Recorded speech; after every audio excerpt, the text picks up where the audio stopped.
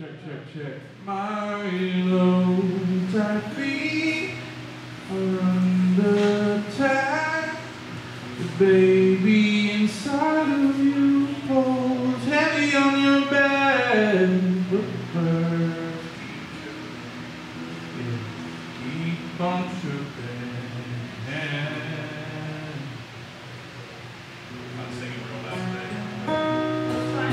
Yeah, the birds keep on chirping. A little more guitar.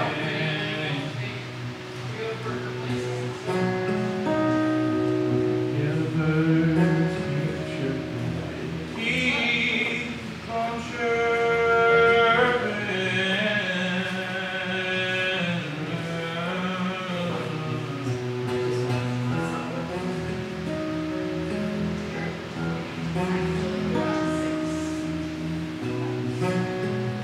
Cool. Yeah.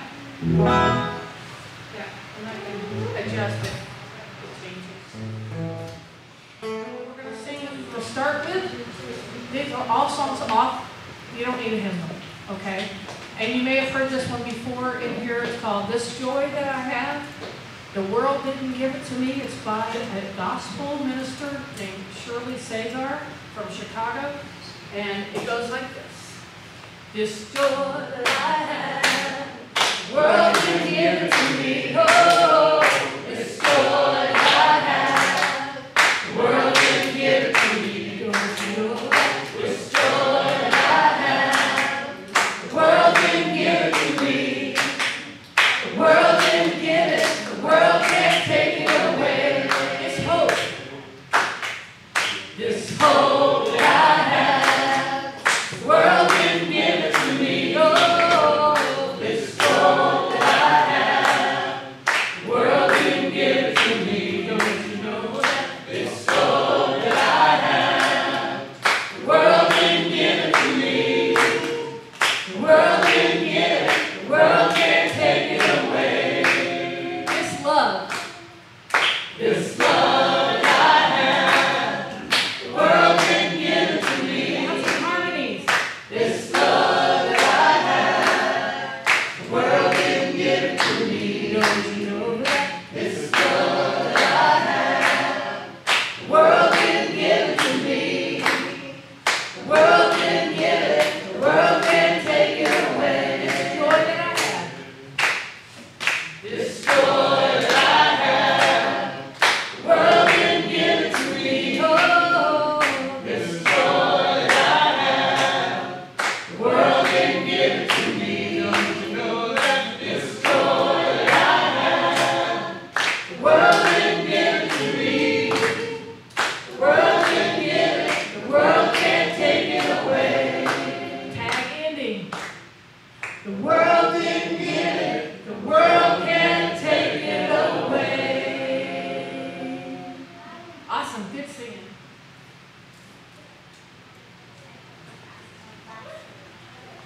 So welcome to the Unitarian Universalist Church of Brazos County, UUCBV, or Brazos UU for short.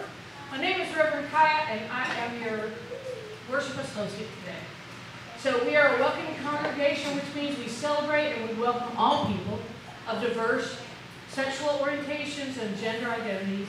We also strive to welcome people across diversities of race, age, ability, immigration status, and belief, and you can actually be from College Station.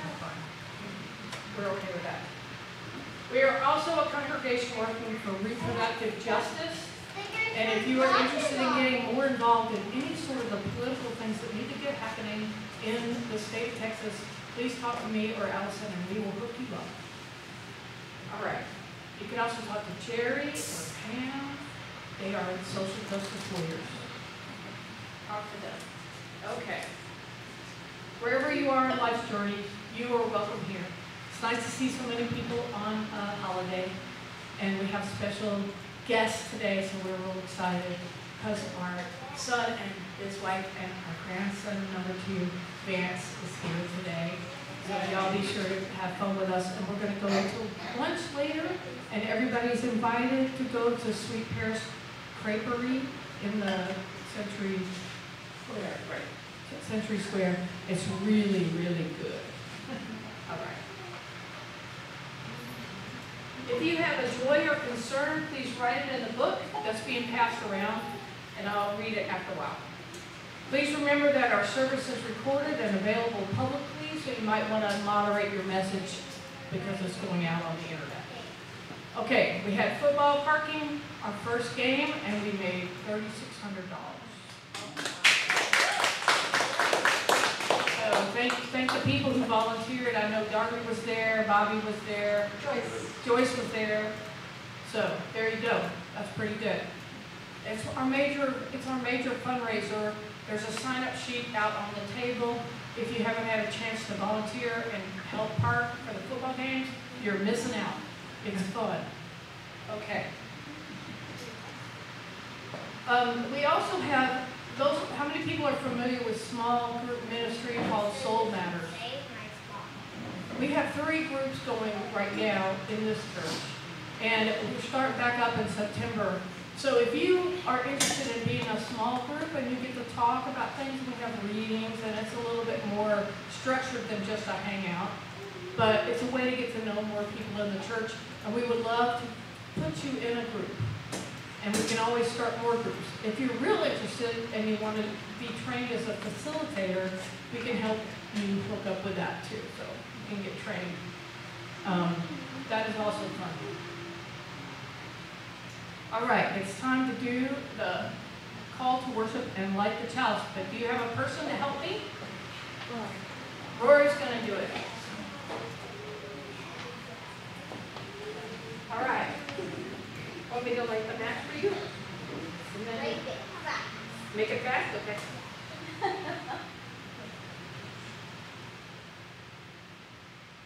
Thank you, Rory. Blow it out. There you go. Good job.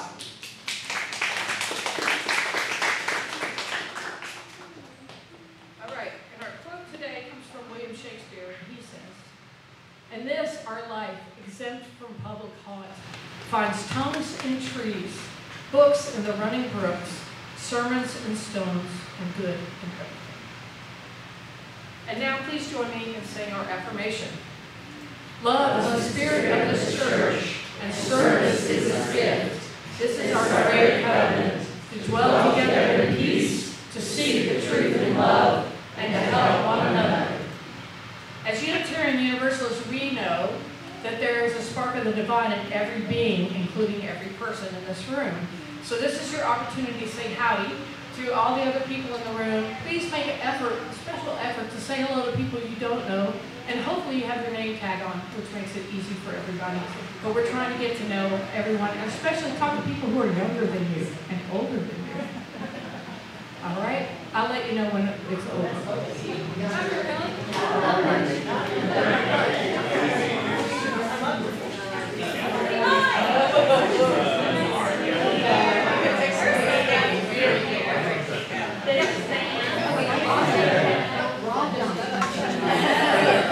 Sorry, I'm having to interrupt something. It's so good to see you. I feel like it's been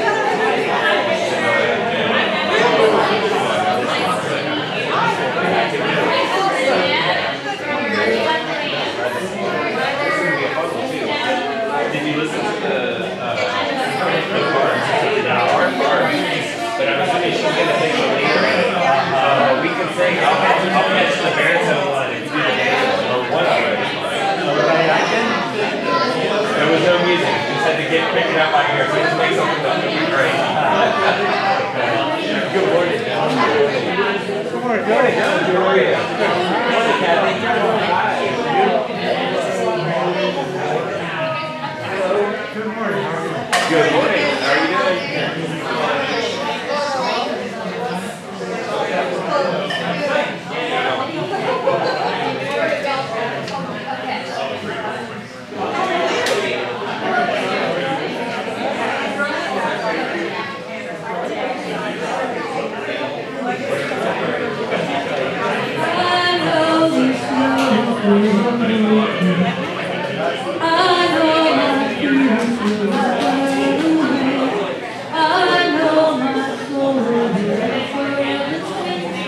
I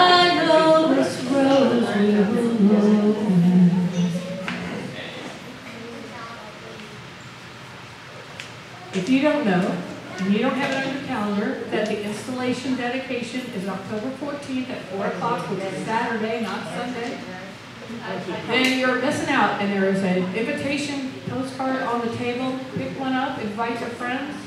We will be feeding you. We're not sure who exactly yet. We haven't decided finally, but we know we're having Mexican food. We will have vegan options. We will have everything you could possibly need to have a good time. And I know that there's some amazing kid things that are going to happen. I've heard there's a bouncy house. I've heard that there's a miniature donkey. And the hits just keep coming. So be excited, and there'll be lots and lots of fun. And it will be in the new building. Yes, yes it will. The new building is coming along. Thank the Sacred Space team every time you see them. You can just...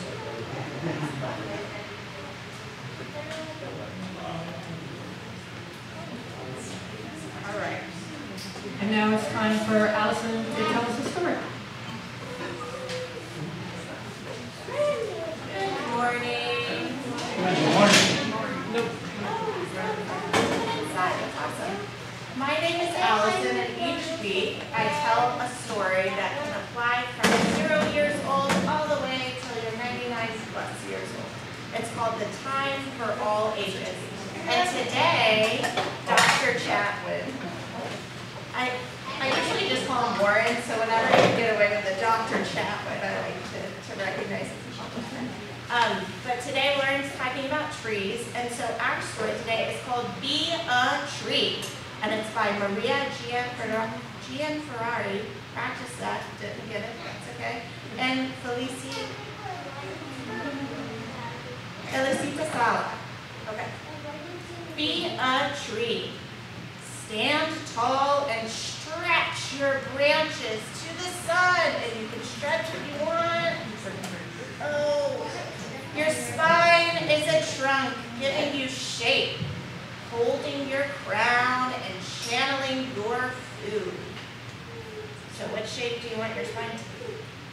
I'm going to go with. Your skin is bark, dead on the outside, but protecting what's within.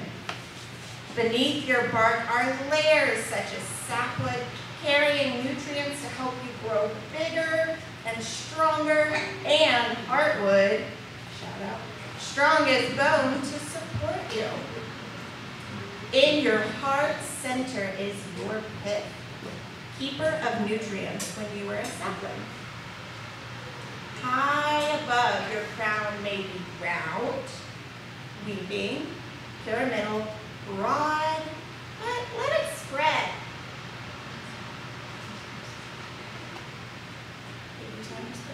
There you go. Let it spread, shine overhead, collecting sun, filtering dust, shading your roots on hot days. Wave your leaves in the wind. Breathe in the air. Drink in the sun. Let them fuel you and the world. See your branches. See yourself, branches and leaves above, roots below, trunk in between. You are a tree. Does anybody know the tree pose in yoga? You can do it now if you want. Here. Stand up like this if you want to. Then you can turn one foot out, and you can bring your heel up. That's the first step. Or to your ankle. Or if you're really good, all the way up. And balance. Woo. Good practice. Got some good trees. Nice. And now, look around you. You are not alone. You are one of many trees. Our roots twine with fungi, joining all the trees in the forest together. We talk, share food, store water, divide resources, and alert each other to danger. A wide web of information.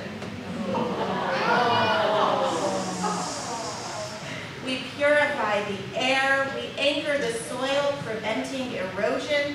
Our dome of shared crown swings and straightens, slowing high winds. Our bodies and branches and roots are homes to birds and mammals and insects. We sustain ecosystems. Immigrant trees away from their native habitats are vulnerable, but together, a forest of trees is strong. Mother trees nurse young trees, old trees shade young trees, strong trees shelter weak trees, healthy trees help sick trees. A family, a community, a country, a cosmos, there is enough for us all. So be a tree, for together we are a forest. Now is the time when I invite our younger UUs to come with me to religious education across the hall. So if you are doing that, please join me at the back of the room. And would the rest of you please send us out with this little light of mine.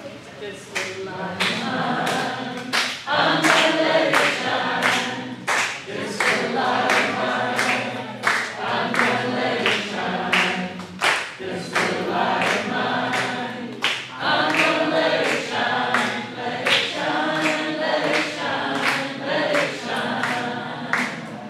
Let it shine, let it shine, let it shine.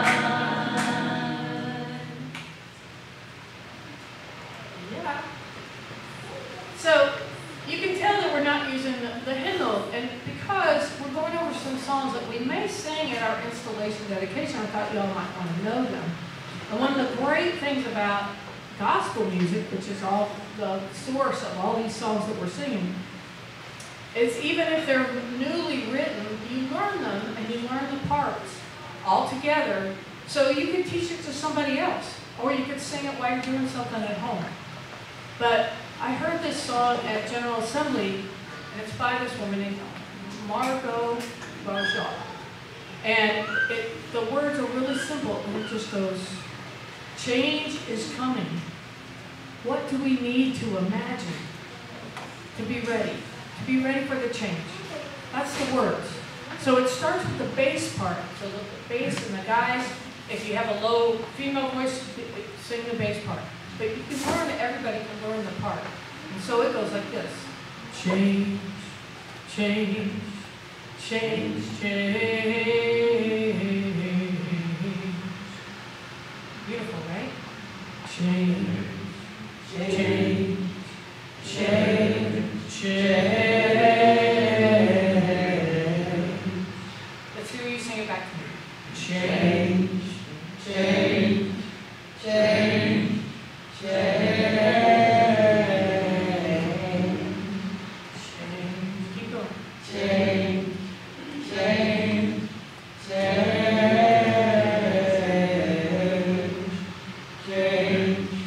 Change, change,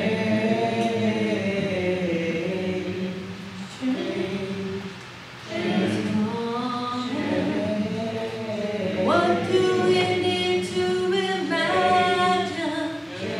Change is coming. What do we need to imagine? So if you like singing the low part, stay in the low part. But if you have a higher voice and you want to sing the melody, that's what I just sang you. So let's not put the bass on right now. Let's just work on learning the melody. So change is coming. What do we need to imagine? And if you've got the chops, you can wobble your voice on the change is coming. What do we need to imagine? You can gospel it up a little bit, and that'll be cool. And if you can't, you don't have to. It's no big deal. So what do you think? Can you sing that? Change is coming. What do we need to imagine? You keep going. Change is coming. What do we need to imagine?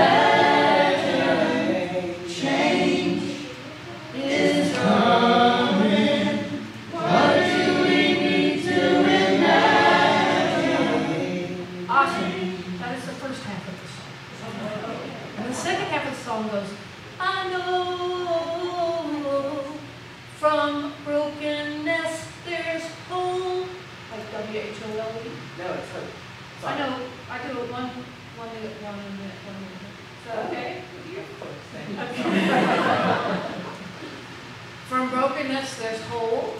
From brokenness, there's hope. I know. Want to sing it? You sing it. I know. From brokenness, there's hope. I know. From brokenness, there's hope. Right? Like the message? Everybody understands the words? So we do the whole thing, the change is coming, what do we need to imagine twice? And then we do that twice. That's the whole song. Want to try the whole thing? Okay, guys. Change, change, change, change, change, change, change, change.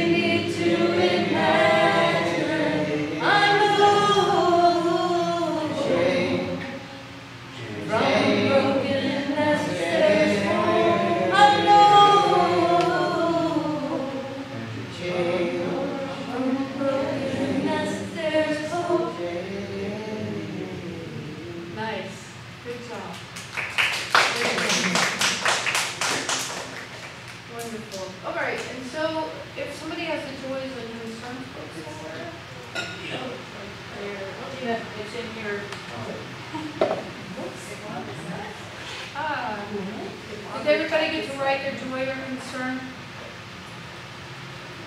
I heard from Alice that John is getting to come home on Sunday, that he got the good news in the temple. Those of y'all know he's been having some issues with his hip, and we should see them soon, that they're coming home from the temple today. And Pam has got surgery coming up, and we have a couple of other people that are doing well. Rob is doing pretty well. He's at home. He was at our comm meeting the other night, so we know he's doing well. It's nice that the hearts are here. Everybody else good? Anybody have anybody we need to worry about? All right. All right. And we have a welcome to my family's here. Our family is here. Ned and Emily and Vance, who is grandson number 2 for us. And we have 4 altogether. But this is Ned and Emily's first one, and we're going to go out to lunch with y'all, and you can hang out with them. Let's see, a Chatwin joy. A new baby cousin named Kai brings joy. Yes, that's a great name. Yes. Anybody have any other joys or concerns we need to share? I hear we won the football game. Is that true? All right, good. South Carolina, not so much. No, wasn't so good. Well, let's hold in our hearts all the unspoken joys and concerns, because we know they're good. And let's take hold of this person.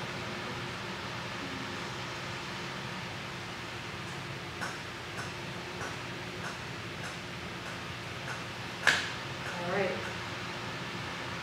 And now we're going to do a good pagan song to get ready for Warren's sermon. And Darby, I need your help with the metronome. And you all have done this one before. Let the way be open. It goes like this. Let the way be open. Let the way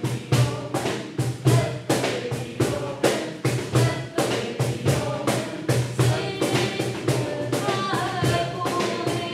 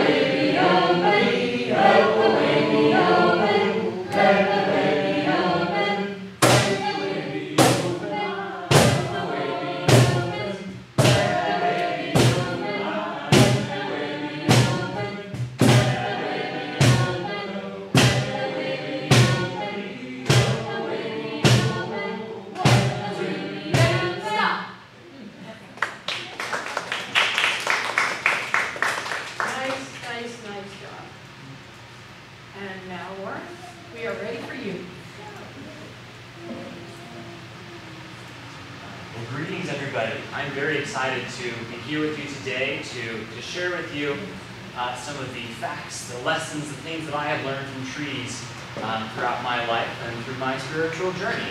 We all have our own, and each one is unique. Talk in the mic just talk in the mic a little bit more. Cool. So we all have our journey, and every single journey here is unique. And so what I'm going to talk to you today is a mixture of some history of how trees are common symbols and faiths across the world, as well as some lessons we can learn from trees and how we can apply that in our lives to build our own spiritual gardens, to cultivate them. As I think about myself and the role trees have played in my life and influencing them, when I picture my soul, I picture myself walking through a forest filled with all the trees that have meant something special to me as I have gone through my life. The backyard tree where I grew up, it was a pecan tree. Small little tiny native pecans, but where I really fell in love with their taste and their flavor, to working in conservation projects, to working with old ancient oak trees, and going to graduate school and studying chestnuts and identifying species of chestnuts with genetics. I think of those trees there. I think of the first time I tasted the leaves of a prickly ash tree. And those of you who don't know, a prickly ash tree, the other name is called is a toothache tree. Because if you nibble on those leaves, it's got something similar to lidocaine in there. And it can make your tongue and your mouth go a little bit numb. And I remember that tree. And I remember beautiful cedars and walnuts and pecans, and they all mean so much to me. So as I think about my own spiritual being, I'm thinking about this collection of trees in my own garden that I can grow. Go to the next slide. So a little bit of my background, just personally. I grew up in Oklahoma, surrounded by a wide variety of trees. I went and I decided very young that I wanted to be working on and studying something environmental. And so in Boy Scouts, I did conservation projects with trees. I did these big, large efforts building trails, removing invasive species, and really forming a connection with nature. From there, that led me to say, oh, you know, I really like things like this. I want to explore what genetics has to offer. And so I went to my undergraduate at Brigham Young University and worked in plant genetics. And there was nobody there that worked on tree genetics. Surprise, surprise. It's a hard thing to work in. But I managed to find a professor willing to mentor me and let me kind of pick my own project, get some money to go and study some of the trees I grew up with and how healthy and diverse their forests were. We'll talk about them more a little bit later. But I went from there to go to the University of Notre Dame, and there I worked on a mixture of oak trees, chestnut trees, and black walnut trees. And that led me to develop some genetics expertise and learn more about working from these wild oak trees to something a bit more cultivated and structured. And after that, I went to do some research with the USDA here in cultivation and with pecan trees in a temporary position. A few years after getting that temporary position, I filled the vacant retired position, and I am now permanent, and I am leading that breeding program and unit to really help us transition pecan breeding into the future. So I have had a journey filled with trees throughout both my professional and my personal life. And so that leads me to talk about how trees have meant a lot to cultures all around the world.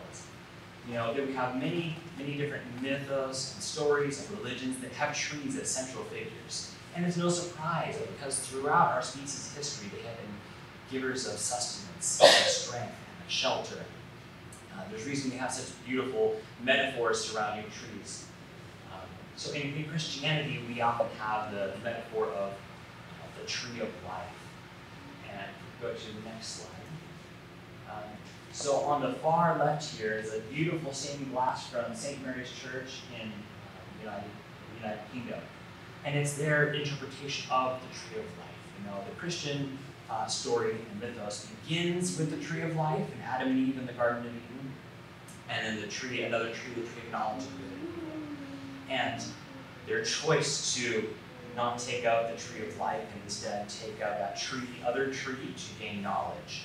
And the story begins with that mythos, and it ends with that story again, when Christ comes back in the book of Revelations at the end of the Bible to, behind him is the tree of life, as depicted in stained glass, bearing 12 different kinds of fruits to sustain us all year round.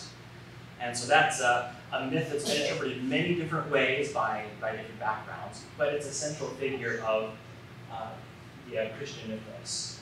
And next to it, with a bronze tree with birds and flowers and ornaments, is from Chinese mythology. They have their own depiction of a tree of life. It usually has a dragon at its base, representing immortality, and a phoenix up top for rebirth. And so this sculpture here was actually unearthed. It's about 4 or 5 meters tall. It was unearthed at an archaeological site and dates back, I forget exactly when, but it was quite old. On the top right, we have a tree of life from the Middle East, from Iran, and a culture there where they had their own mythos for a tree that developed and grew and sustained them and gave them life. In the faith culture in which I was raised, in the Church of Jesus Christ of Latter-day Saints, or the Mormon Church, we have taken that tree of life myth, and they have inside the Book of Mormon another vision that was had about the tree of life, and how the tree of life has a path leading to it that you can follow, and an iron rod to help lead and guide you back to this tree to partake of eternal life. So throughout my really spiritual development and growth inside that church as I was raised, I really connected, probably nobody's real surprise, with the scriptures and the stories that surrounded trees. From stories like this, like the tree of life, that is the ultimate goal, to make it back to this tree, to metaphors of faith being like a seed that you have to plant and care for and nourish and grow, along with metaphors like Christ being the vine, or metaphors from how to take care and prune limbs off of your trees and to nourish them, give them fertilizer, and cultivate a crop. Those have always been things that I've connected very well with. In other cultures like Norse mythology, we have the world tree that often it's referred to as the ash of Yggdrasil. And so you have a world tree, a source of life and sustenance for our world around us, where the gods live. You have in Central American culture, in the Mayan culture, you have the Stapastela 5, which is a representation of their mythos for the tree of life, connecting the waters of the underworld to the skies above, and leading and providing for them. And so this is a myth spread across many cultures, many religions, many faiths. And we also have other significant trees. In Hinduism and in Buddhism, they have the banyan fig tree. It's called, its scientific name means the religious fig. Ficus religiosa. And so you have this tree, which is the species of tree that Buddha meditated on, or the person who became Buddha, sat under for 7 days and experienced visions and received enlightenments. It shares a similar value in Hinduism religion. And then we have kind of a religion that I identify a bit more with as a scientist and geneticist. We have the evolution of knowledge for us. This depiction, this spiderwebby thing on the tree of life to the right, is from a scientific journal article in 2016 that used all of the known genomes that existed for bacteria, both of different kinds, as well as our group called the eukaryotes, the multicellular organisms, and how life is arranged within this story, and how we are all related to each other.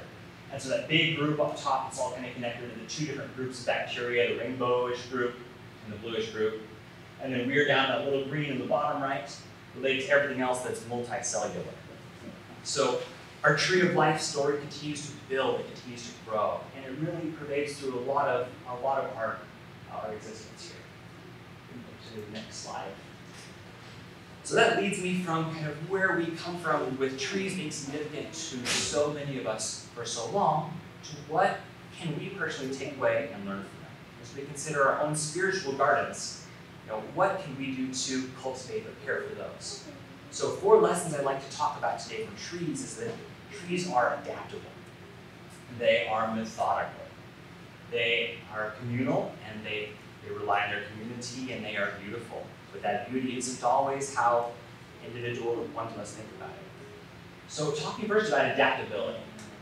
Trees require a good balance of light and water and sun. Yeah.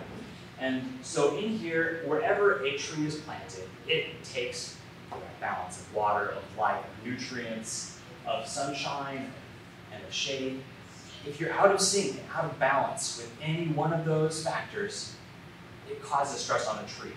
This year's a good example of too much light, not enough water. And we all have plants and gardens that are dying, that are struggling, that are having a hard time because they're out of balance.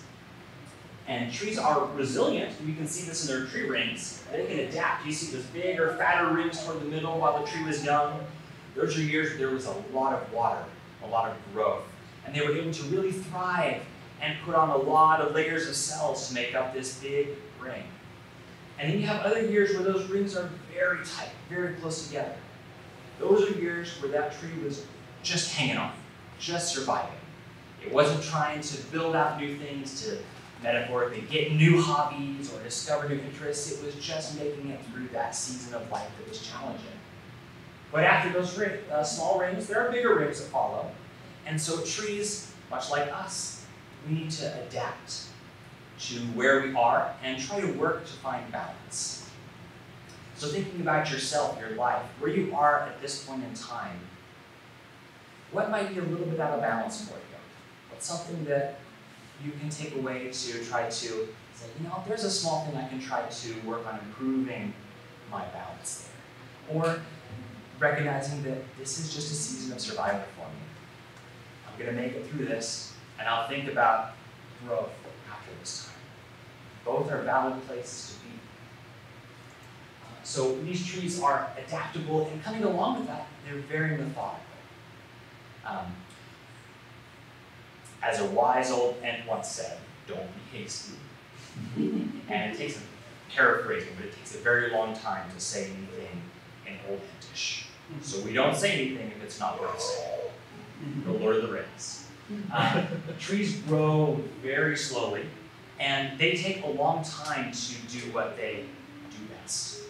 In the case of a pecan tree in the area I work, it takes 7 to 10 years for a pecan to be able to grow enough to be able to support making flowers and nuts. And every year, that is an effort that it goes through, and some years it's very successful, and some years it's not so successful.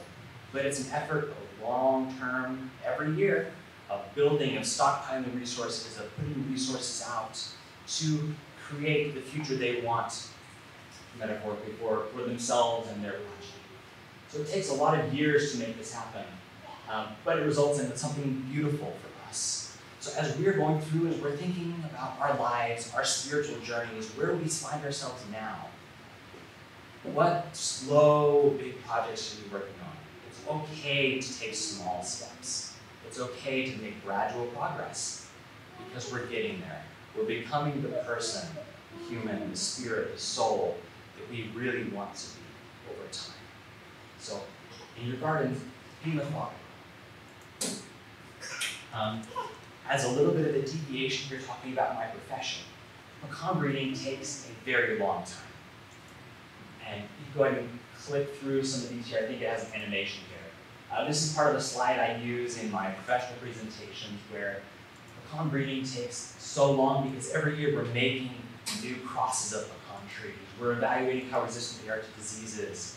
We take them, we plant them close, we wait for them to get nuts, and we wait 15 years for them to get nuts and get a lot of information. And then we move to a procedure called grafting. It's making copies of trees, so we get the same nuts across multiple trees in an orchard instead of just one.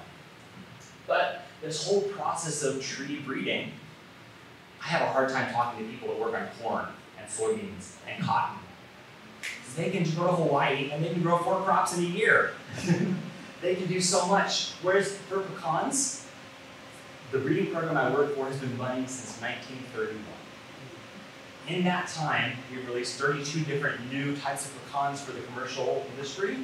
And the time to release is 28 years to create, to test, to evaluate. Trees require some long-term thinking.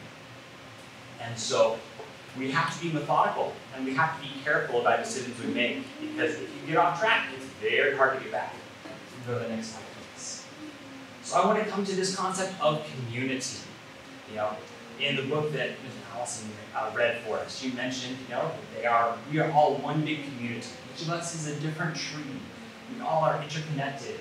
We have fungi that grow and attach to our roots. And for some trees, this is even more important than others. Scientific research has shown that these fungus networks connect trees of different species. They connect trees of the same kind within orchards. And they actually attach both sometimes around and sometimes inside the roots of these trees. And they help to give the tree some sugars, or take some sugars from the tree in exchange for being like an extended root system, to give them more water, to give them more nutrients, to help them with things they're not capable of doing completely on their own. And in forests, everything here becomes very interconnected. And scientific research has shown that when some trees are struggling, that are even a different species, some pine trees surrounded by other trees, they can feed water and nutrients will come from one tree, and they've been able to track it going to another tree. And there is a community that exists here, and a network that they feed on. In addition, they also have compounds they release from the leaves. If a tree is being attacked, if a tree says there's danger, it has chemicals that it produces and puts out into the air. It tells all the neighboring trees around it, put up your defenses. Insects are here, the aphids are here. Put up your defenses and be ready to fight. We, like trees, rely on our community to become more than we are. And building that community is a really important part of my spiritual garden. And I would hope that you can think about how in your life, in your circumstances, because they're different for every single one of us, what can you do to build more community in your life? How can you both be a support as well as receive support? Where do you need help from your community? What can you give? There's a lot that we all can do to build a successful, beautiful network that comprises our UU congregation, that comprises our neighborhoods, that comprises our school districts. You can talk to like that. But they're a beautiful thing here. So as I move toward this concept of beauty, I would like you to stop and think, and I'm going to pause for 30 seconds or so. Think about what your ideal spiritual garden would look like. Think of an ideal ancient forest, or what you feel like is beautiful. For some, that can be an orchard. For some, it's a garden. For some, it's wild. So think about what resonates with you.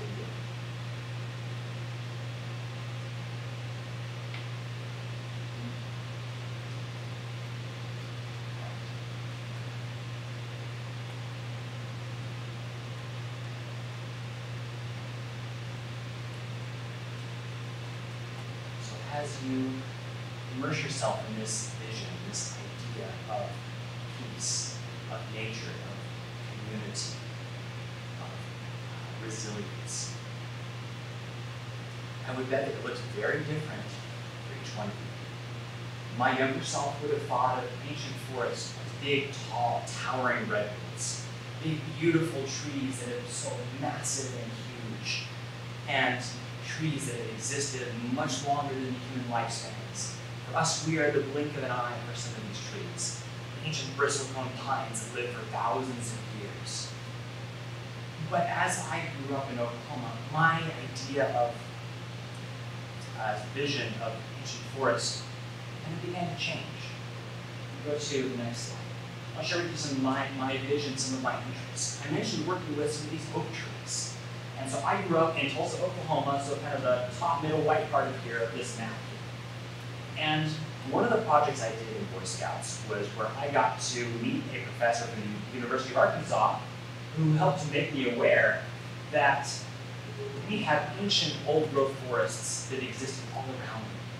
But they were not the beautiful, the widely spaced orchard, or open canopy floors. That these little black dots were scraggly, gnarly, broken branches, awkward angled, old post oak trees. We have them that grow here. It kind of transitions to a post oak savanna, comes down to around where we are. But these old trees were fascinating to me because it challenged my concept of what is beauty and what is an ideal end goal for me. What do I want this forest to look like? It's very different. On the far right, you see young me of 10 years ago, up in a tree trying to get some leaves, climbing trees to take those back to extract their DNA in the laboratory and do some genetics to see how diverse they are. The difference in this map between the white and the black is the ecosystem is where before humans came through, you used to have that old growth forest spreading over all that white area. And instead we're down to just these little bitty patches that are left. You know, Washington Irving, he is the gentleman who wrote The Legend of Sleepy Hollow. A headless horseman, that idea. As he was moving west with some pioneer caravans, they went through Oklahoma, and he termed the cross timbers as the forests of cast iron. They are filled with a couple different species of oak trees and old cedar trees. Those post oaks, like you see here, have big, gnarly branches. The blackjack oaks that are with them in this community, they don't like to let go of their lower limbs. They keep these dead branches all the way around, blocking everything. And it is hardwood. These are trees that have grown up without much water, and they have really struggled to grow and survive. These are some of the bigger examples of these trees here that have had a little more access to water. I saw trees this big around that when you took a tree core from them were 300 years old. I mean, infinitesimal growth, small amounts of growth every year. And it makes for very dense, hard trees. And where we see the black here in this map, if you go to the next slide, those are places that weren't so good for farming. All the prairies, all the areas with the beautiful wildflowers here, those were often taken and cut down, and the trees were cut down and burned out and made room for farming. So where we have trees that are left, next slide, is places looking like this. Big rocks, big sloping hillsides, places where it's not hospitable for farming. And it's a super difficult, super challenging environment that relies on fire. It relies on clearing out the grasses, clearing out the cedars, so that these old trees can just keep hanging on one more year at a time. And in the process, they lose their crowns, they grow these funky odd angles, and they challenge traditional beauty in these forests. So my garden, as I think of my spiritual garden, has many, many trees like this inside. Areas, times in my life where, that tree that I think of was not super well developed. It was challenging. They were hard. And it was difficult to get them to really grow, but hey, I made it, and now I can keep going. So as you think about what your beautiful spiritual garden is for you, I want to help you remember to find that balance. Take care of yourself. A lot of how a tree grows, how much it will thrive, depends on where it's planted and how well you take care of it right before you plant it. So establishing whether it's a new hobby, whether it's a new interest, whether it's a decision I'm going to create community, and I'm going to plant this small tree, and I will nourish it, and I will care for it, and I will give it some of my time and my life to help this grow, because I have hopes and I have dreams of what it could be one day, where the fruit and nourishment it will provide you. Take care of yourself, find balance. It may look like an orchard some seasons, it may look like a big rocky prairie full of little small trees that are really old other seasons. But find your balance, find your love, and know that we are all here as a community to love you, to support you, to cherish you, to help you when times are low. I love, as I come to be in the UU Church, the sharing of joys, of sorrows, of knowing what is going on in our community and who might need to reach out to give an extra supporting hand or to give a hug during that. So this kind of wraps up my message that I would like you, as you think about something, some idea, something you work on this week to take home with you. Think about which of these areas you would like to work on improving just a little bit. Because everything is small steps, everything is gradual growth, but it comes out to be a very amazing, beautiful product that each and every one of us are in our own journeys, our own styles, and our own vision. So with that, I am going to go ahead and conclude my sermon. And if you have any questions, I'll just take some questions, but I'll be happy to talk after and we'll talk about it.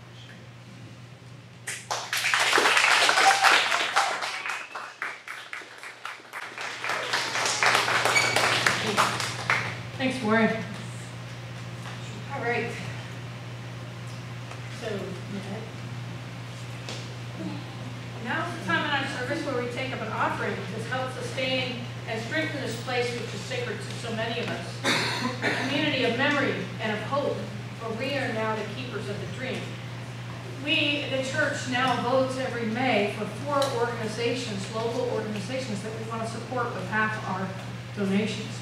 We take the donations up for the whole year, and then we write 4 checks to those organizations. And so, please be generous.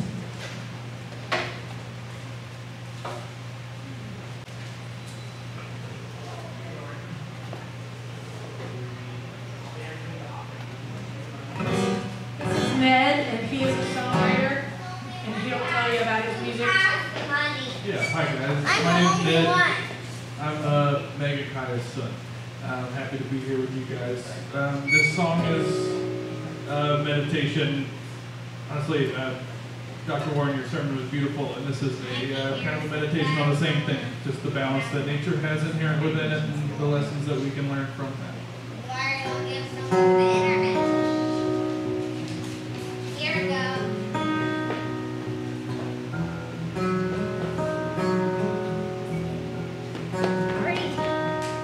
Could we be farther apart while lying in bed? This furry murmur in between us, no songs in my head, but birds keep chirping, yeah they keep on chirping.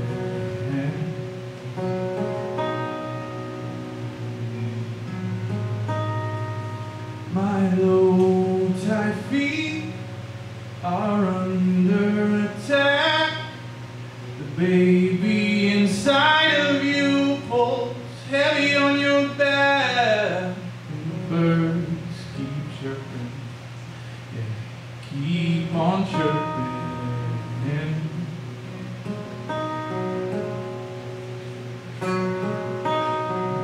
Yeah, the birds keep chirping, keep on chirping.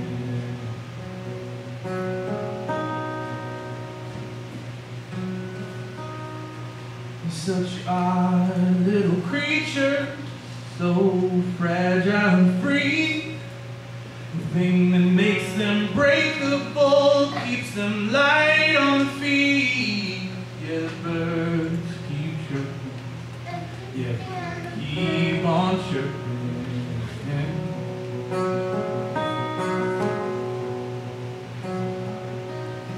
Yeah, birds keep chirping, they keep on chirping.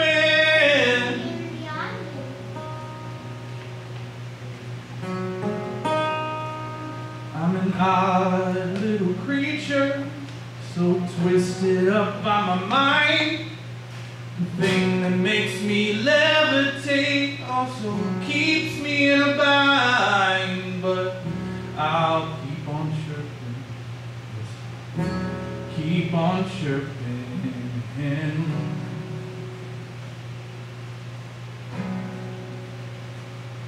Yeah, I'll keep on chirping.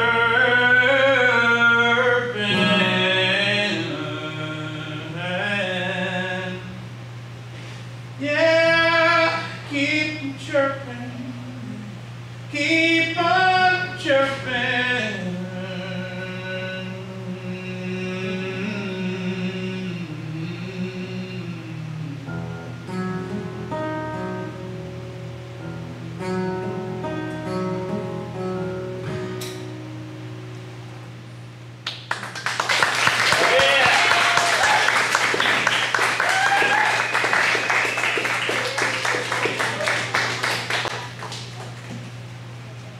Thank you, Ned. We give thanks for these gifts we have been given, for those who we receive, and for each other, definitely for each other. May your generosity return to you tenfold. So now it's time to extinguish the chalice, which is already out. I'm too long-winded.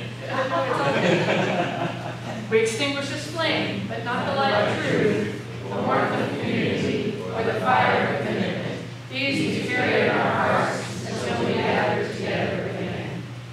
And I thought that we would teach you a different benediction this morning that Meg's going to help me with.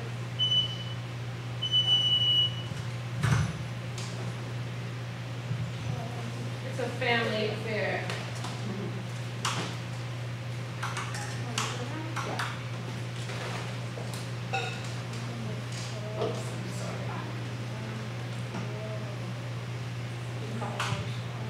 Okay, this is a call and response song. So I'll sing something, you sing it right back at me, okay? And the words are, you may be one last spark we all need to light the whole world. So first we sing this for ourselves, and then the second time through we sing it for somebody that we love. Hold them in your head. And the third time through, we sing it for somebody that we're kind of about, they could just take or leave them. And the last time through, we're going to sing it for somebody against whom we have a resentment. So this is a spiritual practice song. But first you sing it for yourself so you can get strong. And it goes like this. You may be one last spark. One last spark We all need to light the whole world. to light the whole world. Wonderful. And now for somebody you love, hold them in your heart. You may be one last spark. One last spark We all need to light the whole world. to light the whole world. Now for somebody you're neutral about. You may be one last spark. One last spark We all need to light the whole world. to light the whole world. Okay, this is the tough one. This is the final exam spiritually. But you can sing this for somebody against whom you have a resentment. You may be one last spark. One last spark We all need to light the whole world. to light the whole world. To light the whole world. To light the whole world. To light the whole world. To light the whole world. Thank you all so much. Thank you, Meg. Y'all go in peace.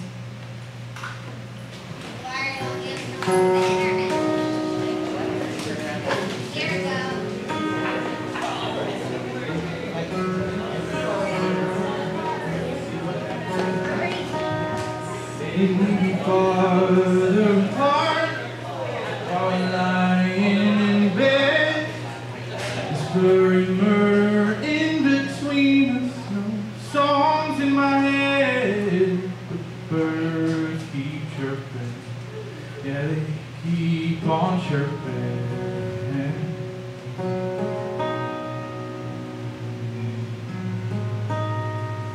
My low tide feet are under attack. The baby inside of you pulls heavy on your back. And the birds keep chirping, yeah, keep on chirping.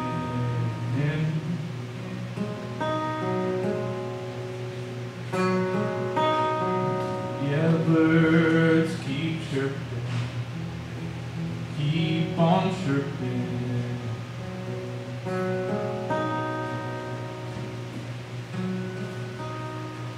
Such odd little creature, so fragile and free. The thing that makes them breakable keeps them light on feet. Yeah, the birds keep chirping. Yeah, keep on chirping.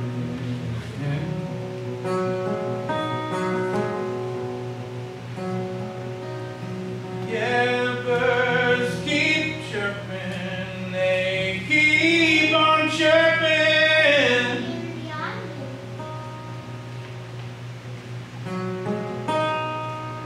I'm an odd little creature, so twisted up by my mind. The thing that makes me levitate also keeps me in a bind. But I'll keep on chirping, keep on chirping.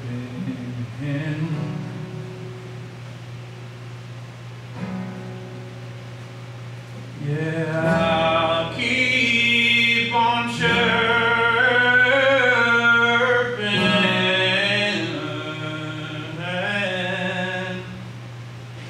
Yeah, keep chirping. Keep on chirping.